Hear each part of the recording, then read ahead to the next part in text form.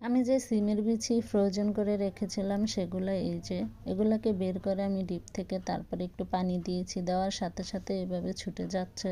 তো এগুলাকে আমি কয়েকবার ধোয়া দিয়ে নিব, মানে 2বার কি 1বার দিলে হবে বা 3বার দিলেও হবে। ধুয়ে আমি একটা সাইডে রেখে দেব। তো আজকে এটা দিয়ে আমি তরকারি রান্না করব, তাই বের করে নিলাম।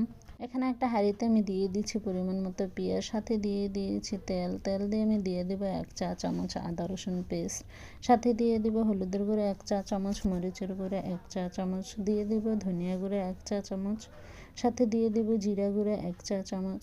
এই সিমের বিচিটা রান্না করলে অবশ্যই ধনিয়া জিরা এগুলো দিতে হবে। দিয়ে দিব পরিমাণ মতো লবণ। লবণ দিয়ে আমি নাড়াচাড়া করে দিয়ে দিব একটু পানি। পানি দিয়ে মশলাগুলো কষিয়ে নিব। মশলাগুলো কষিয়ে নেওয়া শেষ। এখন আমি দিয়ে দেব মাছ। আজকে রান্না করার জন্য এখানে আমি আমার পছন্দের মাছটা দিয়েছি, সেটা হচ্ছে শোল মাছ। শোল মাছগুলো ভালো করে কষিয়ে নিব। এগুলো আগে থাকতে আমি এগুলোকে ধুয়ে নিয়েছি, ওটার ভিডিও করিনি যেহেতু ভিডিওটা লম্বা হয়ে যায়। তো সবগুলো মাছ দিয়ে আমি একটু নাড়াচাড়া করে তারপরে একটু পানি দিয়ে ঢেকে দিব ঢাকনা দিয়ে। শোল মাছগুলো ভালো করে কষিয়ে নেওয়া শেষ। এখন আমি মাছগুলোকে একটা বাটিতে উঠিয়ে নিব। তারপর আমি দিয়ে দিব এখানে আলু। আমি শুধু বিচি রান্না করব না, এখানে আমি 2টা আলু দিয়েছি এভাবে ছোট ছোট কিপ কিপ করে, মানে বিচি যেমন সাইজের তেমন করে কেটে।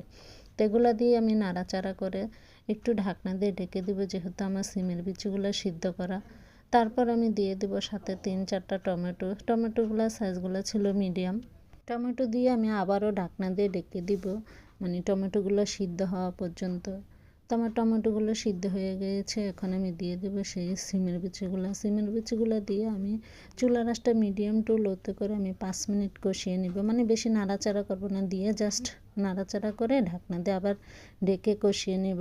তো যখন বিচিগুলো কষিয়ে নেওয়া হয়ে যাবে তখন আমি দিয়ে দেবো পরিমাণ মতো ঝোল।